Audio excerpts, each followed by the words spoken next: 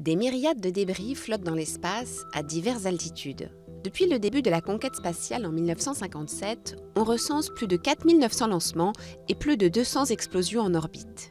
Morceaux de fusées, satellites en fin de vie, outils perdus par des astronautes, ces résidus, sous l'effet de dislocations et collisions en chaîne, n'ont cessé de se multiplier. Ils ont ainsi généré plus de 23 000 objets de plus de 10 cm, environ 500 000 entre 1 et 10 cm, et plus de 100 millions de moins d'un centimètre. Seuls ces micro-débris sont d'ordinaire détectés par des capteurs embarqués à bord des engins, car les dommages provoqués en cas de collision avec ceux-ci peuvent être importants en raison de leur vitesse orbitale très élevée de 10 km par seconde.